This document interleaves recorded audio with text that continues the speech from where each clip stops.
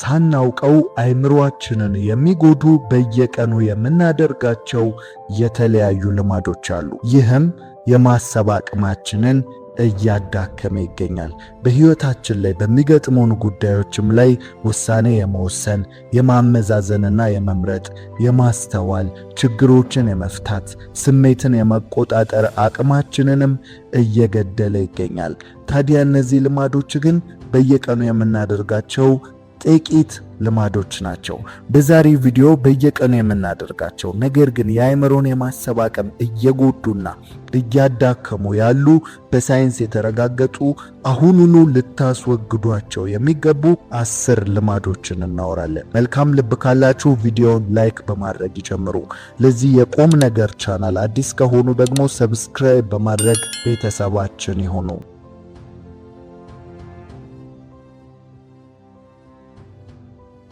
የአእምሮአችንን አቅም እያዳከሙ ካሉ ነገሮች መካከል የመጀመሪያው ከፍተኛ የሆነ ስክሪን ታይም ነው። ይሄ ማለት በስልክ ወይም በኮምፒውተር ላይ የምታጠፉት ጊዜ ማለት ነው። ታዲያ ጠቃሚም ነገር ሆነ ጎጂ ነገር የምትሰሩት አሁን እያወራን ያለነው ስለምትጠቀሙት ጉዳይ ሳይሆን መጠቀማችሁ ብቻ የሚያመጣባችሁን ጉዳት ነው። በአጭሩ ስናብራራው ከኮምፒውተርና ስልክ ከመሳሰሉ ስክሪን ካላቸው ነገሮች የሚወጣው ጨረር ብሉ ላይት በመባል ይታወቃል።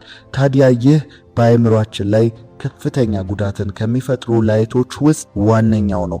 ይህንንም አምራቾቹም ሆነ ሳይንስ በደንብ ስለሚያውቀው ሙሉ ለሙሉ ባያጠፋውም ግን ጨረሩን የሚቀንስ ሲስተም በአብዛኛው ስልኮች ላይ ተገጥሟል። ታዲያ በመነጽርም ጉዳይ ላይ በኮምፒውተር ስራ ላይ ለተሰማሩ ሰዎች ብሉከት የሚባል መነጽር ይታዘዝላቸዋል።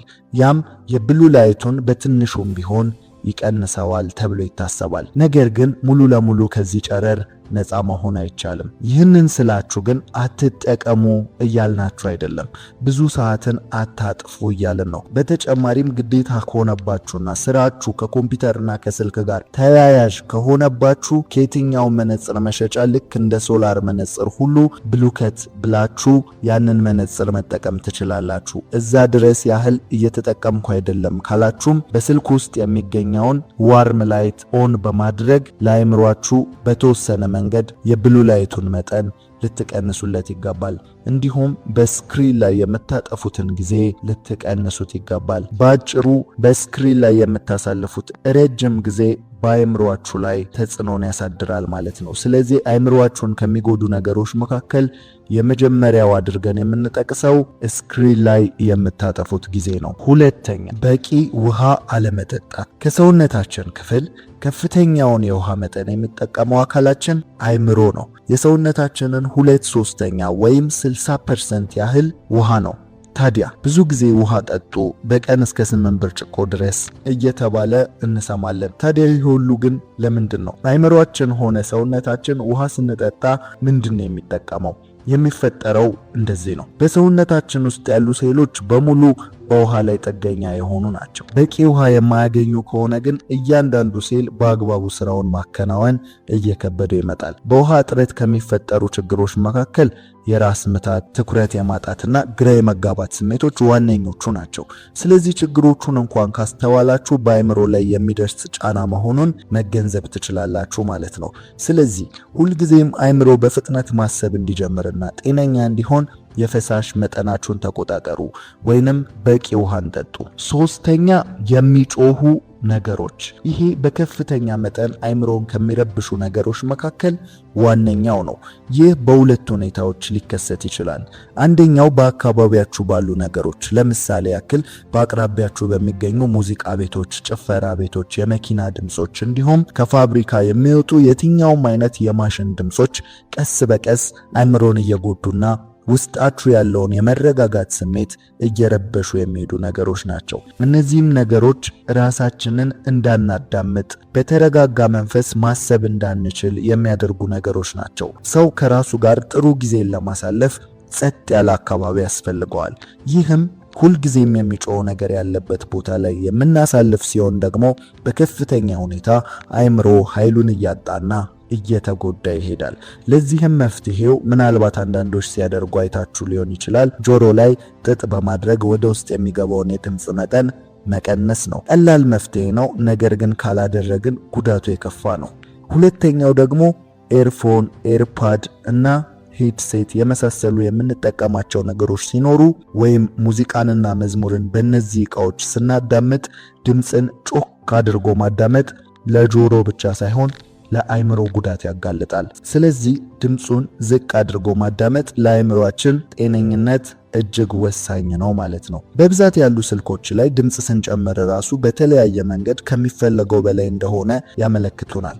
አንዳንድ ስልኮች በቀጥታ በጽሁፍ በመንገር ኦኬ ካልን ብቻ ድምፁን ይጨምሩታል። አንዳንድ ስልኮች ደግሞ በቀለም ከሆነ ስቴፕ በኋላ ድምፅ መጨመሪያው ቀይ በመሆን ዋርኒንግ ወይም አደጋ ያለው አጠቃቀም ላይ እንዳለን ያመለክታሉ። ይህ ሁሉ ታዲያ ለጆሮአችሁ ብቻ ስላለው ጉዳት አይደለም፣ በአይምሮአችሁ ላይ ስለሚፈጥረውም ጫና ጭምር ነው።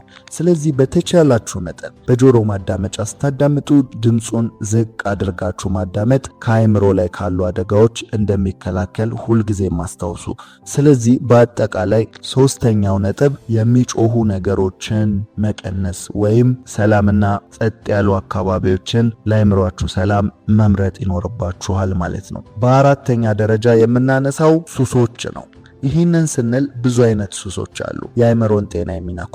ታዲያ ከነሱ በከፍተኛ ደረጃ የፖርኖግራፊ ሱስ ሲሆን ስለነሱ በሌላ ቪዲዮ በተብራራ መንገድ እንሰራላችኋለን። ከፖርን ቀጥሎ ግን በከፍተኛ ሁኔታ የአይምሮን ጤና ከሚጎዱ ሱሶች መካከል ሲጋራና መጠጥ በከፍተኛ ደረጃነት ተመዝግበዋል።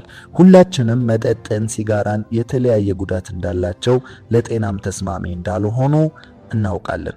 ነገር ግን ዛሬ የምነግራችሁ ከሰውነት፣ ከጉበት፣ ከሳምባ ጉዳታቸው በተጨማሪ ሁለቱም ሱሶች በቀጥታ የአይምሮን የማሰብ አቅም የሚጎዱ መሆናቸውን ነው። አይምሮ ለማሰብ ከፍተኛ የሆነ የኦክስጅን መጠን የሚጠቀም ሲሆን ሲጋራ ማጨስ ወደ አይምሮ የሚደርሰውን የኦክስጅን መጠን በከፍተኛ ሁኔታ ይቀንሰዋል። ከዛም በተጨማሪ ሲጋራ በውስጡ በያዘው ኒኮቲን አማካኝነት ለአይምሮ ጊዜያዊ መነቃቃት፣ ነገር ግን ያለ ኒኮቲን ያለ መነቃቃትን ይፈጥራል። ያም አይምሮ በጥቂቱ ነቃ ለማለት ከቀን ወደ ቀን የሚያስፈልገው የኒኮቲን መጠን እየጨመረ ከአንድ ሲጋራ ወደ ፓኮ ወደ 2 ፓኮ እያደገ የሲጋራ ጥገኛ ይሆናል ማለት። ይህም በአጭሩ ሱስ ይፈጠራል ማለት ነው። ይሄ ታዲያ በአይምሮ ላይ ሁሌም ተፈጥሯዊ ያልሆነን ጊዜያዊ መነቃቃትን የሚፈጠር ሲሆን ያም ከጊዜ ወደ ጊዜ አይምሮ በራስ መቻሉን፣ ትኩረቱን፣ ማስተዋሉን ሁሉ እያጣ ይሄዳል ማለት ነው። በዚህም ምክንያት አይምሮ በከፍተኛ ሁኔታ እየተጎዳ ይሄዳል ማለት ነው። ወደ አልኮል መጠጥ ስንሄድ ደግሞ አልኮል አይምሮን መጉዳት የሚጀምረው ጉበት አልኮልን ማጣራት ሲያቅተው ነው። በደም ውስጥ አልኮል ጉበትን ማጣራት ሲያቅተው በደም ውስጥ መሰራጨት ከሚጀምርበት ጊዜ አንስቶ ነው። አንድ ሰው አልኮል በሚጠጣበት ወቅት ዶፓሚን በከፍተኛ ሁኔታ በአይምሮ ስር መለቀቅ ይጀምራል። ዶፓሚን የደስታ ሆርሞን የምንለው ነው። ታዲያ ይህ ኬሚካል ተፈጥሯዊ ባልሆነ መንገድ መመረት ሲጀምር ጊዜያዊነቱና ጥገኝነቱ እየጨመረ ይሄዳል። ያም ዶፓሚን በተፈጥሯዊ መንገድ እንዲሰራጭ ማድረግ እየከበደን ይመጣል ማለት ነው። ስለዚህ ያለ አልኮል መጠጥ በድብርትና በጭንቀት ውስጥ እንዘፈቃለን ማለት ነው። ይህም ቀጥታ አልኮል ከአይምሮ ጋር ያለውን ግንኙነት ያሳየናል። ስለዚህ አልኮል መጠቀም አቁሞ በአጠቃላይ የትኛውንም አይነት ከውጭ የሚገባ መጥፎ ሱሶችንም ሁሉ ለአይምሮ ጎጂ መሆናቸውን ተገንዝባችሁ አቁሙ። በዚህ መንገድ የአይምሮአችሁን ጤና መጠበቅ ትችላላችሁ ማለት። በአምስተኛ ደረጃ የምናነሳው እንቅልፍ ማጣትን ነው። አይምሮ ከፍተኛው ሪከቨሪ ወይም ራሱን የሚያድስበት ጊዜ የእንቅልፍ ሰዓት መሆኑን እወቁ።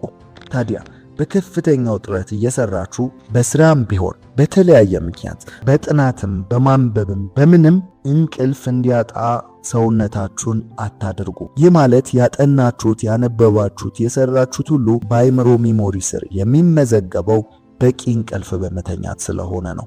ስለዚህ አስፈላጊና በቂ እንቅልፍ አድርጉ።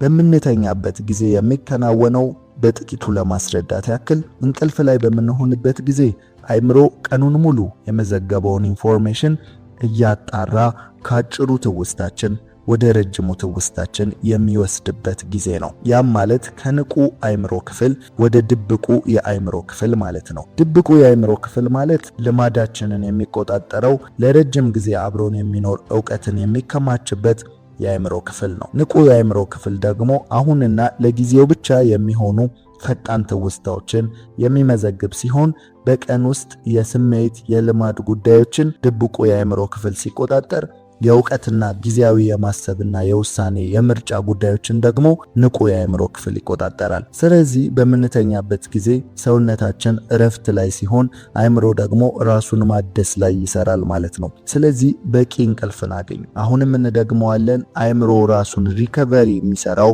ወይም ደግሞ ከደከመበት ከለፋበት ብዙ ካከማቸው ዕውቀት እየነጠለ የሚያስፈልገውን ዕውቀት የሚመርጥበት እንዲሁም ደግሞ ራሱን እንደ አዲስ የሚሰራበት ጊዜ ማለት እንቅልፍ ሰዓታችሁን መሆኑን አትርሱ። ለዛም ነው ጠዋት ስትነሱ አዲስ ኢነርጂ የሚሰማችሁ አእምሯችሁ እረፍት አድርጎ ስለሆነ ለአዲስ ስራ ለአዲስ ነገር ዝግጁ ይሆናል ማለት ነው። ግን ሁልጊዜም በድካምና በቂ እንቅልፍን ባለማግኘት ውስጥ የምትንቀሳቀሱ ከሆነ አእምሯችሁ ትልቁ መሳሪያችሁ ነው፣ ነገር ግን እየደከመ ይሄዳል ማለት ነው።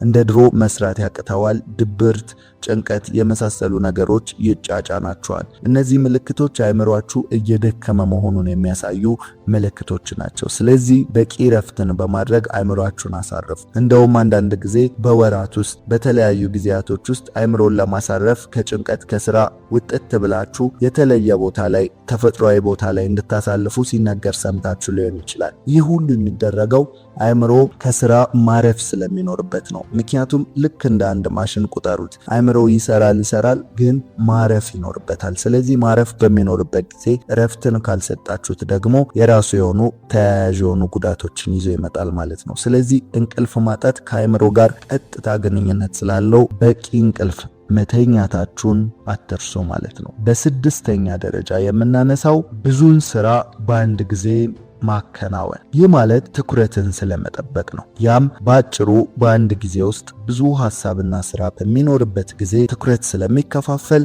አእምሮ የማስታወስ አቅሙ እየተጎዳ ይመጣል ማለት ነው። ይህ በአሁኑ ዘመን ላይ ቲክቶክ ነው ማለት እንችላለን። ያም አንድ ሰዓት ውስጥ ብዙ የተለያዩ ሐሳብና አይዲያ የተለያዩ ጉዳዮችን ስክሮል በማድረግ በምንመለከትበት ወቅት አእምሯችን ትኩረቱን መሰብሰብ ማሰላሰል ስለማይችል ውሳኔና ምርጫን በሚያከናውነው አእምሯችን ክፍል ላይ ጉዳት እየደረሰ ይመጣል ማለት ነው። ይህ በሳይንስ የተረጋገጠ ጉዳይ ነው። ሰው ስክሮል እያደረገ ብዙ ሰዓትን ሲያጠፋ ብዙ ያወቀ ይመስለዋል፣ ነገር ግን ምንም አይነት ዕውቀትን አልገነባም። ምክንያቱም ይህንን በሚያደርግበት ወቅት ባጭሩ ትውስታ የአእምሮአችን ክፍል ውስጥ አስፈላጊ ዕውቀት ተፈላጊው ጊዜ ሳይሰጠው በተቆራረጠ መንገድ ስለሚቀመጥ ነው። እያወራን ያለነው ስለማይጠቅም ቪዲዮ ስለመመልከት አይደለም። የአንዳንዶቻችን ስልክ ላይ ምናልባትም የምንመለከተው ለስራችን ለዓላማችን የሚጠቅመንን ብቻ በመሆኑ አልጎሪዝሙ ይሄንን ተረድቶ ያንን ብቻ እየመረጠ ሊያመጣልን ይችላል። ስለዚህ የምናወራው ቪዲዮ አይጠቅምም ይጠቅማል ሳይሆን ነገር ግን በስፋት ያላሰላሰላችሁት በደቂቃ ውስጥ በሚቀያየረው የቪዲዮ ሐሳብ ምክንያት አጭር ትውስታ የሚያከማቸው የአእምሮ ክፍል ባልተጨበጠና በተቆራረጠ ሐሳብ ይሞላል። ያም ሐሳቡ ላይ በጥልቀት ባለማሰባችን ባለመምረጣችን ባለመለየታችን ምክንያት ያ ሁሉ በአንድ ሰዓት ውስጥ የተመለከትነው ከ40ና ከ50 በላይ የሚሆኑ የአንድ ደቂቃ ቪዲዮዎች በሙሉ ኪሳራ ይሆናል ማለት ነው። ኪሳራነቱም የሚረጋገጠው በምንተኛበት ጊዜ አእምሮ የተጨበጠ ነገር ከአጭሩ ትውስታ ምንም ስለማያገኝ ወደ ረጅሙ ትውስታ የሚተላለፍ ነገር የለም ማለት ነው። ቅድም እንዳወራ ነው ማለት ነው። በእንቅልፍ ሰዓት አእምሮ የሰበሰበውን ኢንፎርሜሽን ወስዶ ወደ ረጅሙ ትውስታ ያዘዋውራል። ታዲያ የሚያዘዋውራቸው ግን ኢንፎርሜሽኖች ጊዜ የሰጣችኋቸው ስሜት የሰጧችሁና በጥልቀትና በትኩረት ያሰባችኋቸው ናቸው። ሌሎቹን አላስፈላጊ ኢንፎርሜሽን ብሎ ያስወግዳቸዋል። ስለዚህ ከቲክቶክ እና ከተለያየ ነገር የምታገኙት ዕውቀቶች በምትተኙበት ጊዜ ወደ ረጅም ትውስታ ስለማይተላለፉ ወይም ደግሞ ተጨባጭነት ስለሌላቸው በቂ ጊዜ ስላልተሰጣቸው ስላላሰላሰላችኋቸው እነዚህ ዕውቀቶች ወደ ረጅሙ ትውስታ ባለመተላለፋቸው ምክንያት ኪሳራ ይሆናሉ ማለት ነው። ያም ማለት ዛሬ ያያችሁትን ቪዲዮ በጥቂት ጊዜ ምናልባትም ከ1 እስከ 3 ወር ውስጥ ባለ ጊዜ ሙሉ ለሙሉ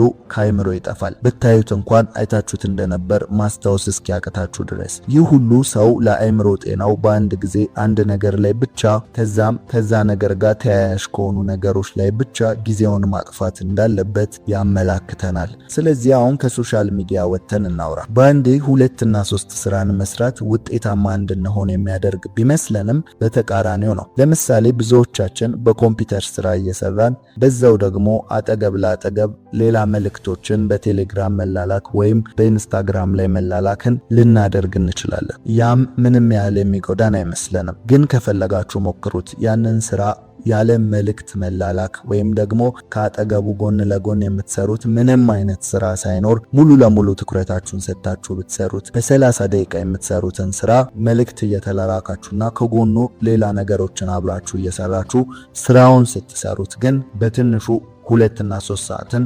ያጠፋባችኋል ማለት ነው። ይህም ለሰው ልጅ ምን ያህል ትኩረት የሚሰጠውን ውጤታማን ያመለክተናል። ስለዚህ ይህንን ትኩረት መለማመድ ደግሞ እጅግ በጣም ከባድ አይደለም። በቀላሉ በየዕለቱ ትኩረታችሁን ማሳደግ ትችላላችሁ። ለምሳሌ እየበላችሁ ስልክ አትንኩ። ስልክ ላይ ከሆናችሁ ሌላ ስራ አትስሩ። ለሁሉም ሙሉ ትኩረትን ሰጣችሁ አንዱን በአንድ ጊዜ ብቻ አድርጉ። ያ የሚሰጠው ውጤታማነትንም ትመለከታላችሁ። 7ኛ የተስተካከለ አመጋገብን አለማግኘት። አእምሮ እንዲጎለብት የሚያደርጉ ብዙ ምግቦች አሉ። ለምሳሌ ፋቲ አሲድ ምግቦች እንደ አሳ፣ ቫይታሚን ያላቸው አትክልትና ጥራጥሬ ምግቦች እያልን ብዙ መጥቀስ እንችላለን። አእምሮአችን ሰውነታችንንም የሚጎዱ ምግቦች ደግሞ አሉ። እነዛም ማለት ጃንክ ፉዶች የምንላቸው የተጠበሱ ምግቦች፣ መንገድ ላይ የሚሰሩ ፈጣን ምግቦች፣ ጣፋጭ የበዛባቸውና የተለያዩ የቅባት መጠናቸው ከፍተኛ የሆኑ ምግቦችን መመገብ ለጤናም ሆነ ለአእምሮ ከፍተኛ ጉዳትን ያስከትላሉ። በይበልጥ ስኳር የበዛባቸውን ጣፋጮችን መብላት ደግሞ ለታይፕ 2 ስኳር ህመም፣ ለጥርስ ህመም፣ ፊት ላይ ብጉር እንዲወጣና ለውፍረት እንደሚያጋልጥም የጤና ባለሙያዎች ይናገራሉ። ታዲያ ስኳር የበዛባቸው ምግቦች ከሰውነትና ከጤና እንጂ እንዴት ከአእምሮ ጋር ይገናኛል ብላችሁ ልትጠይቁ ትችላላችሁ። ታዲያ ስኳር የበዛባቸው ምግቦችን መመገብ የምግብ ፍላጎትን ከሚያጠፉ ነገሮች የመጀመሪያው ነው። ሰውነታችን ፕሮቲንንና የተመጣጠነ ምግብን ስለማያገኝ ወደ አእምሮ የተመጣጠኑ ንጥረ ነገሮች እንዳይደርሱ ያደርጋል ማለት ነው። አእምሮአችን በዚህ ምክንያት ኢነርጂ ስለማያገኝ ለመዳከም ለተለያዩ ጉዳዮች ይጋለጣል። የማስታወስ ችግር፣ ትኩረት የማጣት፣ የጭንቀት ችግሮችንም ያመጣል። ይህ ሁኔታ በይበልጥ በህፃናት ላይ ሊከሰት ይችላል። ስለዚህ ለልጅም ቢሆን ጣፋጭ ነገሮችን አታብዙባቸው።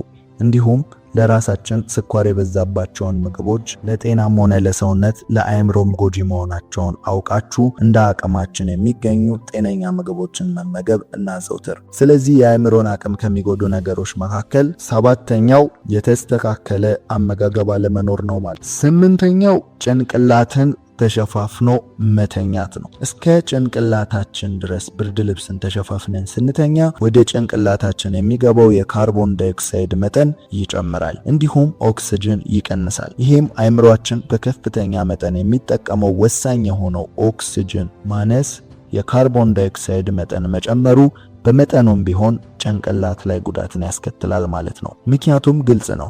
ጭንቅላታችን በአግባቡ ስራውን ለማከናወን የሚጠቀመው ኦክሲጅንን ስለሆነ ነው። ከምንተነፍሰው ትንፋሽ አብዛኛው ይዘት ኦክሲጅን የሚሄደው ወደ ጭንቅላት በመሆኑ ምክንያት፣ ስለዚህ ተሸፋፍነን ስንተኛ ሳንባችን ኦክሲጅንን አስቀርቶ ካርቦን ዳይኦክሳይድን ያስወጣል። ግን አዲስ አየር ስለሌለ ያንን ካርቦን ዳይኦክሳይድ መላልሰን ስለምናስገባ የኦክሲጅን እጥረት ይገጥመናል ማለት ነው። ይህም በጭንቅላት ላይ ጉዳትን ያስከትላል። ስለዚህ ተሸፋፍኖ መተኛትን መቀነስ ይኖርባችኋል ማለት። 9ኛ እንቅስቃሴ አለማድረግ። ለማስታወስ ለትኩረትና ለንቃት ከሚጠቅሙን ነገሮች ዋነኛው የሰውነት እንቅስቃሴ ነው። ታዲያ ይህንን ካለን የሰውነት እንቅስቃሴ አለመኖር በቀጥታ ጉዳት አለው ማለት። ያም ማለት ስራችን መቀመጥ ወይ መቆም ብቻ የሚጠይቅ ከሆነ ከጤናም ባሻገር በአእምሮ ላይ ከፍተኛ ጉዳትን ያስከትላል።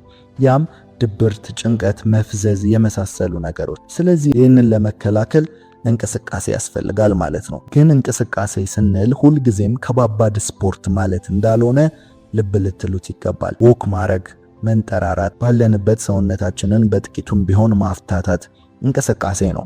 ስለዚህ ይህንን በማድረግ አእምሯችሁን ጠብቁ ማለት። 10ኛውና የመጨረሻው መጥፎ ሐሳቦችን ማስወገድ ነው። ይሄ ዋናው የአእምሮን ከሚጎዱ ነገሮች መካከል በቀዳሚነት ሊጠቀስ የሚገባው ነው። ይሄ ማለት አእምሮ በእናንተና በምትነግሩት ነገር ላይ ሙሉ ለሙሉ እምነትን ያሳድራል። ይህም ማለት ለራሳቸው የምትነግሩት አልረባም፣ አልጠቅምም በሆነ ቁጥር አእምሮ እየተጎዳ እስከ እብደት ድረስ ለሚደርስ የከፋ አደጋ ሊያጋልጥ ይችላል። እንደዚሁም በየቀኑ ለአእምሯችሁ መልካም ነገርን የምትነግሩት ከሆነ ደግሞ ሴሎቹ እየበለጸጉና በደንብ እየጎለበቱ ይሄዳሉ። ስለዚህ ንቁና ትኩረት ያለው የማስተዋል መጠኑም ከፍ እያለ ይሄዳል ማለት ነው። የዚህ ዋነኛው ምክንያት አእምሮ አስበልጦ የሚያምነው እናንተን ስለሆነ ውጪ ከሚነገርባችሁ ጓደኞቻችሁ ከሚሏችሁ ከሁኔታ ሁሉ ይልቅ አእምሮአችሁ እናንተ የምትነግሩትን ነገር ያደምጣል፣ ያምናል ማለት ነው። ስለዚህ ለአእምሮአችሁ መጥፎ ነገርን አለመናገር ከአእምሮ ጉዳት ይጠብቃችኋል ማለት ነው። ስለዚህ ሁልጊዜም አእምሮ እንዳይጎዳ መጥፎ ሐሳብን አስወግዱ። ይህንን ስንል ስለ ራሳችሁ ብቻ ሳይሆን ስለ ሰውም ቢሆን ያላችሁን መጥፎ ሐሳብ፣ ሴራ፣ ቀመር አስወግዱ። ምክንያቱም ሁሉም ነገር ኢነርጂ ነው። ስለዚህ መጥፎ ሐሳብ መጥፎ ኢነርጂን ወደ እናንተ ስለሚስብ ሳታውቁት ጨለምተኛና ውስን ሐሳቢ ትሆናላችሁ። ስለዚህ በአጠቃላይ መጥፎ ሐሳብን አስወግዱ። በምትኩም በመልካም ሐሳብ በምስጋና ተሞሉ። ያን አእምሯችሁ በከፍተኛ መጠን መሻሻል ይጀምራል። ስለዚህ በአጠቃላይ መጥፎ ሐሳብን አስወግዱ። በምትኩም በመልካም ሐሳብና በምስጋና ተሞሉ። ያኔ አእምሯችሁ በከፍተኛ መጠን መሻሻል ይጀምራል። ምስጋና የሚለው ላይ ትኩረት አድርጉ።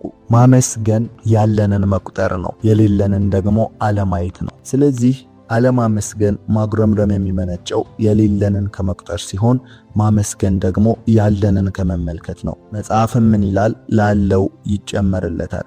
ላለው ሲል ያለውን ለሚቆጥር ወይም ያለውን ለሚያቅ እንደማለትም አድርገን ልንወስደው እንችላለን። ስለዚህ ጤና ካላችሁ፣ ሌላም ነገር ቤተሰብ ካላችሁ፣ ወዳጅ ካላችሁ ያላችሁን እየቆጠራችሁ ባመሰገናችሁ ቁጥር የሌላችሁም ነገር ወደ እናንተ ይመጣል። ስለዚህ ምስጋና ላይ ትኩረት አድርጉ።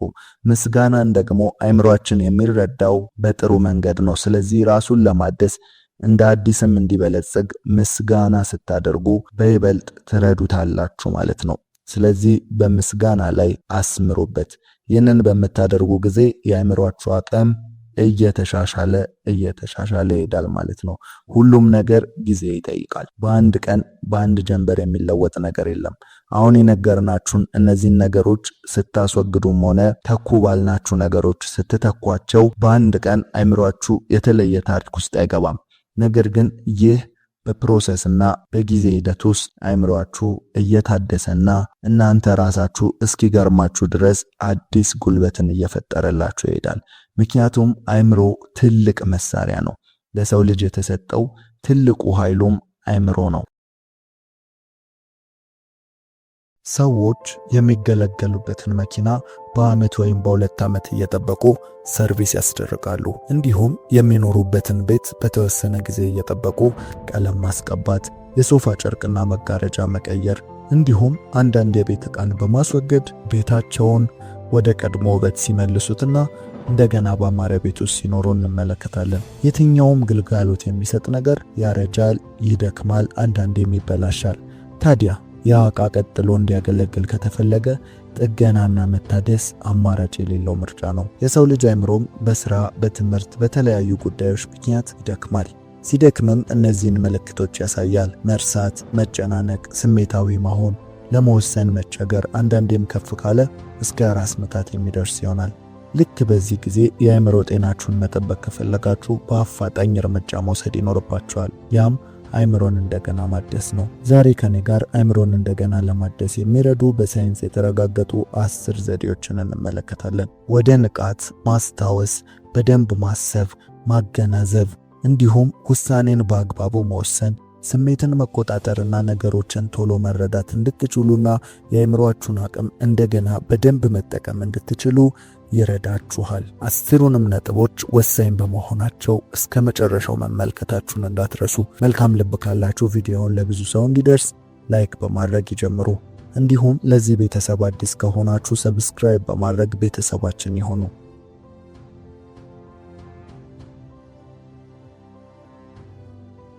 አሁን በቀጥታ አእምሮን ለማደስ ወደሚረዱን 10 ዘዴዎች እንለፍ። በመጀመሪያ የአእምሮን አሰራር ማወቅን ይጠበቅብናል። አንድ ብዙ ነገር መስራት የሚችል ማሽንን በብዙ ሚሊዮን ብር ብንገዛው አጠቃቀሙን ካላወቅን ቦታ ከማጣበብ ውጪ ለኛ ጥቅም የለውም። እንዲሁም አእምሮም አሰራሩ ካልገባን በሚችለው ልክ ልንጠቀምበት አንችልም። ስለዚህ አሰራሩን ማወቅ ወሳኝ ነው ማለት ነው። የአእምሮ ክፍሎች ብዙውን ጊዜ በሁለት ይከፈላሉ። ኮንሺየስ እንዲሁም ሰብኮንሺየስ የምንላቸው ናቸው፣ ወይንም በአማርኛ ንቁና ድብቁ የአእምሮ ክፍል የምንላቸው ማለት ነው። ንቁ የአእምሮ ክፍል በንቃትና በማስተዋል የምናደርጋቸውን ነገሮች የሚቆጣጠር ሲሆን ያም ለምሳሌ ለመጀመሪያ ጊዜ መኪና ስንነዳ፣ አዲስ ነገርን ስንሞክር፣ ሁል ጊዜም የማናውቀውን ነገር ስናደርግ የምንጠቀመው የአእምሮ ክፍል ሲሆን ያም ነገሮችን በማስተዋልና እያወቅን ለማድረግ የምንሞክርበት ነው። ድብቁ የአእምሮ ክፍል የምንለው ደግሞ የልማድ ኃይልን የሚገነባና ልማዳችንን የሚቆጣጠረው የአእምሮአችን ክፍል ነው። በአብዛኛው ሰዎች የምንጠቀመው ይህንን የአእምሮአችንን ክፍል ሲሆን በተለምዶ መታጠብ፣ መብላት የመሳሰሉ ድርጊቶችን ስናደርግ አስበን ሳይሆን ሳናስበው የምናደርጋቸው ልማዶች ስለሆኑ በድብቁ የአእምሮ ክፍል ውስጥ ይከናወናሉ። ታዲያ በአጭር ምሳሌ ለመጀመሪያ ጊዜ ታይፕ ስናደርግ ፊደል እየፈለግን በጥንቃቄ ሲሆን ንቁ የአእምሮ ክፍል ነው ይባላል። በቀጣይ ደግሞ ታይፒንግ ከለመድን በኋላ በፍጥነት ስንጽፍ ደግሞ በድብቁ የአእምሮአችን ክፍል ተከናወነ እንላለን ማለት ነው። ስለዚህ ድብቁ የአእምሮ ክፍል 95% በላይ የሆነውን ህይወታችንን ሲቆጣጠር፣ ንቁ የምንሆንበት ህይወት ግን 5% ብቻ ነው። አሁን አእምሮን ስለመለወጥ ስናወራ የምናወራው በድብቁ የአእምሮ ክፍላችን ላይ ትኩረት አድርገን ይሆናል ማለት ነው። እርሱን ማደስ ስንችል አእምሮን አደስን ማለት እንችላለን። ምክንያቱም ድብቁ የአእምሮ ክፍል ልማዳችንን ስለሚቆጣጠር። ሰዎች ደግሞ አብዛኛውን ጊዜያችንን ቅድም በፐርሰንት እንደገለጽ ነው 95% ያህል ህይወታችንን የምንኖረው በልማድ ነው። ስንበላ፣ ስንጠጣ፣ ጥርሳችንን ስንቦርሽ እንዲሁም የተለያዩ ነገሮችን በልማድ እናደርጋለን። ኢቭን ኢፍ መኪና መንዳት ስንለምድ ከለመድን በኋላ የምንነዳው በልማድ ይሆናል ወይም በድብቁ የአእምሮአችን ክፍል ይሆናል። ይሄ ማለት እኛ ሳናውቀው አእምሮአችን አውቶማቲክሊ ተረድቶ ነገሮችን ያከናውናል ማለት ነው። ግን ነገሩ በአግባቡ ይከናወናል። ንቁ የአእምሮ ክፍል ግን ብዙ ጊዜ የማናውቀውን የምናከናውንበት ስለሆነ 5% ብቻ ይሆናል። አዲስ ነገር ስንማር፣ አዲስ ነገር ስንሞክር እንዲሁም አዳዲስ ነገሮችን ለማድረግ ስንሞክር ኮንሺየስ እንሆናለን። ታዲያ እኛን እየታገለን ያሉ ልማዶች ደግሞ ወይም ደግሞ አእምሮአችንን ስለመለወጥ ስናወራ በወሳኝነት ማውራት የሚገባን በድብቁ አእምሮአችን ክፍል ላይ ተንተርሰን መሆን አለበት ማለት ነው። ምክንያቱም አብዛኛው ልማዳችንን ስለሚቆጣጠር። ይሄ ማለት ያንን ድብቁ አእምሮአችን ክፍል አደስ ነው ወይም ለወጥ ነው ማለት ልማዳችንን ለወጥን፣ አደራረጋችንን ለወጥን ማለት። ቁጭ ብለን በድንገት ቲክቶክ ስክሮል እያረግን ራሳችንን ከምናገኝበት ድንገት መጽሐፍ አንስተን ማንበብ ወደ መጀመር መለወጥ ማለት። ስለዚህ ልማዶቻችንን ለመቀየር ድብቁ አእምሮአችን ክፍልን መቀየር ይጠበቅብናል። አሁን በጣም በጥቂቱ ደግሞ ስለ ድብቁ የአእምሮ ክፍል እናውራ። ድብቁ የአእምሮ ክፍል ብዙ ጊዜ ልክ እንደ ወረቀት ይመሰላል። ጥሩም ይሁን መጥፎ የሚመዘግብ ሲሆን የራስ የሆነ ማመዛዘኛ የለውም። ያ ማለት እኛ ካልተቆጣጠርን ወደ ድብቁ የአእምሮ ክፍል አላስፈላጊ መውቀቶች ሊገቡም ይችላሉ ማለት ነው። ለዚህም ነው ንቁ የአእምሮ ክፍል ያስፈልገው፣ ነቅተን ተጠንቅቀን የምናስገባውን እንድንመርጥ ማለት ነው። ታዲያ ይህ ድብቁ የአእምሮ ክፍላችን እስከ 7 ዓመታችን በጣም የተከፈተና የተሰጠውን ሁሉ ቢመዘግብም ከ7 ዓመታችን በኋላ ግን በጥቂቱ ብቻ እያስገባ በስሜት ላይ የተመረኮዘ ተደጋግመው የተነገሩና ጥቂት ነገሮችን እየመዘገበ ይሄዳል ማለት ነው። ቀደም እንደተናገርነው ዳግም ሰዎች ብዙ ህይወታችን ልማድ ስለሆነ ያ የገባውን ነገር በህይወት እየተገለጠ ይመጣል ማለት ነው። ስለዚህ አሁን የምናደርገው በድብቁ አእምሮአችን የተመዘገበውን የማንፈልገውን ነገር ማስወጣትና ለኛ የሚጠቅመንን ደግሞ ማስገባት ይሆናል ማለት ነው። ልብ እንድትሉ የምፈልገው አእምሮን ማደስ የአንድ ሌሊት ለውጥ አይደለም። የራሱ የሆነ ጊዜን የሚፈልግ ስለሆነ በትዕግስት አሁን የምንጠቅሳቸውን ነገሮች እንድታደርጉ እናሳስባለን። አሁን በቀጥታ አእምሮን ለማደስ ወደሚረዱን 10 ነጥቦች እናልፋለን። አንደኛ፣ መለየትና መጻፍ። ይህ የመጀመሪያው ደረጃ ነው። ህይወታችሁ ላይ ያሉ እያደከማችሁ ያሉትን ነገሮች መለየትና መጻፍ ነው። ስለ ራሳችሁ ያላችሁን መጥፎ ግንዛቤ መለየትና መጻፍ ነው። ይህ በቀጥታ መጀመሪያ ህመሙን እንደመለየት ይቆጠራል። አንድ ታካሚ ዝም ብሎ አመመኝ ቢል መድኃኒት አይገኝለት። ስለዚህ ዋና ያመመውን ቦታ መናገር ይኖርበታል። እንደዚሁም አእምሮን ማደስ ስንል መጀመሪያ የፈራረሰውን ያረጀውን ቦታ መለየት ይኖርብናል ማለት ነው። ስለዚህ ይህንን ለማድረግ ቀላሉ መንገድ ደግሞ ነጭ ሉክ ማዘጋጀት ነው። ከዚያም ሰዎች ስለ እናንተ የሚያወሩትን የሚያስቡትን የሚመስላችሁን መጥፎ ነገር፣ ለራሳችሁ ያላችሁን ግምት፣ ድክመታችሁን፣ ማሻሻል መለወጥ የምትፈልጉትን ዘርፍ ሁሉ በግልጽነት መጻፍ ነው። ይህንን ካደረጋችሁ በኋላ ወደ ቀጣዩ ስቴፕ እናልፋለን። ያም ያንን ነገር ወደ ምን መቀየር እንደምትፈልጉ መለየትና መጻፍ ነው። ይሄ ማለት ለምሳሌ ትሰርቁ ከነበረ ወደ አለመስረቅ መሄድ ብቻ ሳይሆን ለሰዎች ወደ መርዳት እንደመሸጋገር ነው። ስለዚህ እነዛን ድክመቶች፣ ስህተቶች ስለማቆም ብቻ ሳይሆን በእነርሱ ፋንታ እናንተ ጋር እንድትተኩ የምትፈልጓቸውን ባህሪዎች፣ ጥንካሬዎች መጻፍ ነው። ይሄ ግልጽና ጥርት ያለ ነገር እንዲኖረን ያደርጋል። ቀጥሎ ለምታደርጉትም ተግባር በግልጽ የተቀመጠ እቅድን መጻፍ ማለት ነው። ያም ከየት ወደ የት መድረስ እንደምትፈልጉ የሚያሳይ ካርታ ነው። ሁለተኛ መልካም ነገሮችን ለራሳችሁ መናገር ነው። ይሄ ቀስ በቀስ ለእናንተ ፖዘቲቭ ኢነርጂን የሚያጎናጽፋችሁ ሲሆን ከላይ ያቀዳችሁትንም እቅድ እንድታሳኩ ኃይልን የምትሰበስቡበት ደረጃ ነው። ድግግሞሽ ምንጊዜም ለውጥን እንደሚያመጣ አስተውሉ። የምትነግሩትን መልካም ነገር በስሜትና በእምነት ስትናገሩት ደግሞ የበለጠ ኃይልን ትጎናጸፋላችሁ። ይህንን አይነት ልምምድ በብዙዎች ዘንድ እየተወገዘ ይገኛል። ምክንያቱም አሳማኝ ባይሆንም የምትናገረው መልካም ነገር በንግግር ብቻ አይመጣም እያሉ ሊያጣጥሉ ይሞክራሉ። እውነታው እኛም በንግግር ብቻ ይመጣል ባንልም ግን ከአስፈላጊውና ወሳኝ ነገሮች መካከል መናገሩም አንደኛው ነው እያለን ራሳችን ላይ መልካም ነገር መናገር የዘመኑ ትምህርት ብቻ ከመሰላችሁ ተሳስታችኋል። መጽሐፍ ቅዱስ በግልጽ የሚደግፈው ነገር ነው። አይደለም ለራሳችን ይቅርና ለወንድም መልካም ይሆንልሃል በለው በማለት ይመክረናል። ታዲያ አትሸወዱ፣ ነፃ ስለሆነም አይቅለልባችሁ። ምድር ላይ ትልልቅ ነገሮች ብዙ ጊዜ የትንሽ ነገር ውጤቶች ናቸው። የማያስከፍል ነው፣ ከባድ ያልሆነም ነው። እንዲሁም ብዙ ጥረትን አይጠይቅም፣ ግን ህይወትን የመቀየር አቅም አለው። በቃ በተከታታይ ለትንሽ ቀን ሞክሩት። ለራሳችሁ መልካም ነገርን ብቻ ነገሩት። ከዛ የሚመጣውን ለውጥ ተመልከቱ። ሳይንቲስቶች አንድ ጥናትን አደረጉ። ሁለት ተመሳሳይ ዝርያ ተመሳሳይ አፈር አድርገው ሁለት ተክሎችን ተከሉ። ከዚያም አንደኛው ተክል ጋር ሁሌም በቁጣ ማውራት፣ መሳደብ፣ መርገም ጀመሩ። ያኛው አትክልት ላይ ደግሞ ለስለስ ያለ ሙዚቃ በመልካም ንግግር አጀቡት። በ15 ቀን የማይታመን ለውጥ ተፈጠረ።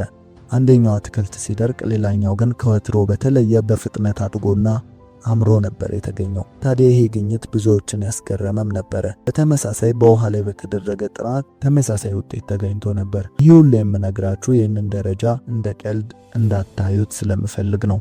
ስለዚህ በራሳችሁ ላይ መልካም ነገርን መናገር ሁለተኛው ደረጃ ነው ማለት ነው አእምሮን ለማደስ።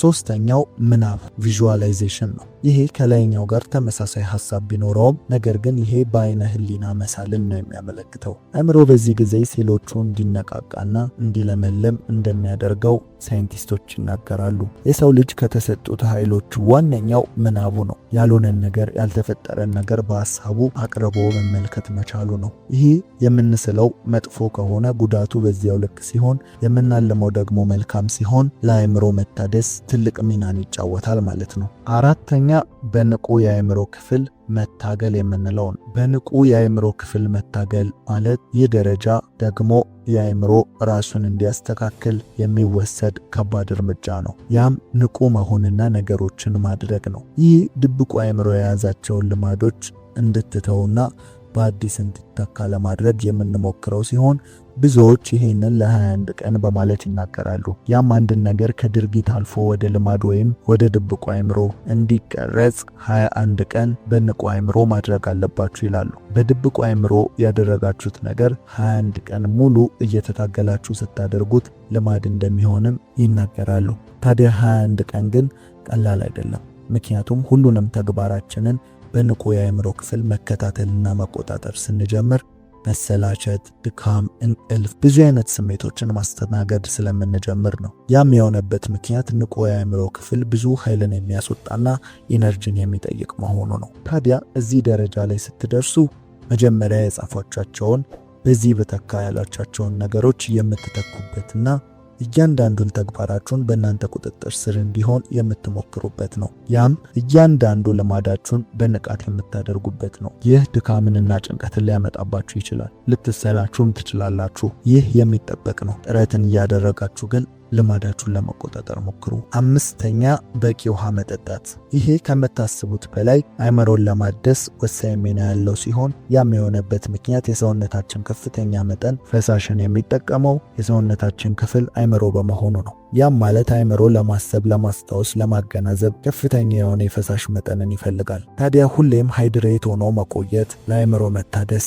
ወሳኝ ነው ማለት ነው። ይህንን ውሃ መጠጣታችሁ ከላይ ላነሳነው በንቁ አእምሮ ለምታደርጉት ትግል እንደ ቲፕ ልትወስዱትም ትችላላችሁ። ከላይ ያነሳነው ነጥብ ላይ እንደሚደክማችሁ እንደምትሰላችሁ ነግረናችኋል። ምክንያቱም ሁሉንም ነገር በንቁ አእምሮ ለመለወጥ እየተታገላችሁ ስለሆነ። ስለዚህ በዚህ ጊዜ ከፍተኛ ድካማችሁንና ከፍተኛ ጭንቀታችሁን ለማስወገድ በቂ ውሃ መጠጣት ጀምሩ። ያንን ውሃም ስትጠጡ አእምሯችሁ በከፍተኛ ሁኔታ እየነቃ ይሄዳል። ምክንያቱም አእምሮ በኦክሲጅንና በውሃ በሚያገኘው ኃይል ስለሆነ የሚንቀሳቀሰው። ስለዚህ ከፍተኛውን ኃይል የሚጠቀመው በኦክሲጅንና በውሃ በመሆኑ ምክንያት በቂ ውሃን ጠጡ። ስድስተኛ አካባቢያችሁን መቀየር። ይሄ ሁሉ በአንድ ጊዜ ባታደርጉትም ቀስ በቀስ ግን ማድረግ ይኖርባችኋል። ያም አካባቢያችሁን መቀየር ነው። ይህንን ሲባል ሰፈር መቀየር ወይም ሌላ ከባድ ነገር አይደለም። ለምሳሌ ክፍላችሁ ያለውን አልጋ፣ ጠረጴዛ የመሳሰሉ ዕቃዎች ቦታ ማቀያየር ሊሆን ይችላል። አዲስ ቀለምና ልዩ ልዩ የሆኑ ለውጦችን ማድረግ። ይህም አእምሮ ከለመደውና ከተመቻቸበት ስርዓት ወጥቶ ነቃ እንዲል የምናደርግበት መንገድ ነው። ያንን ቦታ እስኪለምደው ራሳችንን ሌላ ልማድ መፍጠር እንድንችል እድል ይሰጠናል ማለት ነው። ያም ማለት ለምሳሌ የስራ ጠረጴዛችሁ ላይ ፊልም በማየት የምትቸገሩ ከሆነ አልጋ ላይ ሆኖ በመብላት የምትቸገሩም ከሆነ ብቻ ምንም ይሁን ምን ሳታስቡት የሆነ ቦታ በመጥፎ ልማድ ለምዳችሁት ከሆነ ቅድም ባልኩት መንገድ ከቀያየራችሁት በኋላ ጠረጴዛ ላይ ስራ፣ አልጋ ላይ ደግሞ መተኛት ብቻ በማድረግ በጣም ሳትታገሉ አዲስን ልማድ ትለምዳላችሁ። ነገር ግን በድሮ አቀማመጡ ተቀምጦ አልጋ ላይ ለመተኛት እንዲሁም ጠረጴዛችሁ ላይ ስራ ለመስራት ብትታገሉ ግን ከፍተኛ ኃይልን ይጠይቃችኋል ማለት ነው። ምክንያቱም አእምሯችሁ ገና ጠረጴዛውን ሳይ አውቶማቲክሊ ፊልምን ማሰብ ስለሚጀምር ነው። እንዲሁም አልጋ ላይ ደግሞ ምግባችሁን ይዛችሁ እንድትሄዱ ስለሚያስገድዳችሁ ነው። ስለዚህ ትንሽ የአልጋውን ቦታ የጠረጴዛውን ቦታ በመቀያየር ትንሽ ቀለሞችን በመለዋወጥ ያንን ልማድ ለመቀየር የምታደርጉትን ትግል መቀነስ ትችላላችሁ ማለት ነው። ስለዚህ አንደኛ ለአዲስ ልማድ ሲሆን፣ ሁለተኛ ግን አእምሮ የታደሰና አዲስ አወቃቀርን ሲመለከት የመነቃቃትና እንደገና የመታደስ ባህሪው ይጨምራል። ለዚህ ነው ሁልጊዜም አዳዲስ ቦታ የሚውሉ ሰዎች አእምሮ አንድ ቢሮ ስር ከሚቀመጥ ሰው አእምሮ በተሻለ ፈጣንና የተነቃቃ ሆነ የተገኘው። ይህን ጥናት የሚያጠኑት ሳይንቲስቶች አእምሮ በመልመድ ውስጥ የማርጀትና በአግባቡ ያለ መስራት ምልክት እንደሚያሳይና ሁሌም ግን በአዳዲስ ነገር የሚኖር ከሆነ ሁሌም አዳዲስ ቻሌንጅን ለመቀበል እና በንቃትና በተሻለ ፍጥነት ለመስራት እንደሚነቃቃ የተናገሩት። ያ ማለት ግን ሁሌም በቦታ እድሳት ብቻ ይለወጣል ማለትም አይደለም። ልክ እንደ ሂሳብ ያሉ ስራዎች ክሬቲቪቲ የሚጠይቁ ልምምዶችን በማድረግ ያንን መተካት ይቻላል። ብቻ ቁም ነገሩ አእምሮ ሁሌም ቻሌንጅ የሚያደርገውን ነገር የሚፈልግና ያንን ሲያገኝ ደግሞ ራሱን የሚያሳድግ ነው። የተለያዩ ነገሮችን በመሸምደድ በማስታወስ በመሳሰሉ ልምምዶች አእምሮን ንቃቱን መጠበቅ እንችላለን። ስለዚህ ሁልጊዜም ቦታ በመቀየር ነው ብቻ ነው አእምሮዬ ንቁና የታደሰ የሚሆነው ብላችሁ አታስቡ።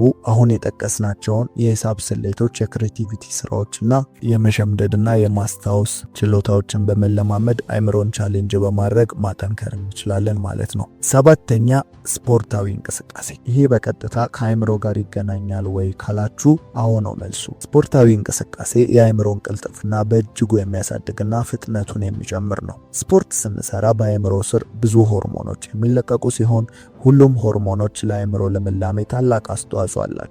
እንቅስቃሴ በምታደርጉበት ጊዜ በዋነኝነት የደስታ ሆርሞን የሚያመነጨውና ንቃትን የሚሰጠው ሆርሞን የሚመረት ሲሆን በተጨማሪም ደግሞ ፖዚቲቭ ኢነርጂን ያጎናጽፋቸዋል። ስፖርታዊ እንቅስቃሴን ማድረግ ለራስ ያለንን አመለካከት የሚቀይርና ራሳችንን እንድንወድ የሚያደርገን ሲሆን ያም በቀላሉ በራስ መተማመናችንን የመሳሰሉ ፖዚቲቭ ልምምዶችን በቀላሉ ያጎናጽፈናል። ስለዚህ ስፖርታዊ እንቅስቃሴ አእምሮን ለማደስ ዋነኛው ዘዴ ሆኖ ይቀርባል ማለት ነው። ስምንተኛው አመጋገብን ማስተካከል ነው። ይሄ በዋነኝነት ጣፋጭን ስለመቀነስ አጓጉል ሱሶችንም ስለማስወገድ ነው። በዋነኝነት ሲጋራ የካርቦን ዳይኦክሳይድ መጠንን በመጨመር ወደ አእምሮ የሚደርሰውን ኦክሲጅን በመቀነስ በአእምሮ ላይ ጉዳትን ሲያስከትል፣ መጠጥ ደግሞ ጉበት ማጣራት ሲከብደው በደም ውስጥ በመሰራጨት የአእምሮን ፍጥነት ያዳክማል።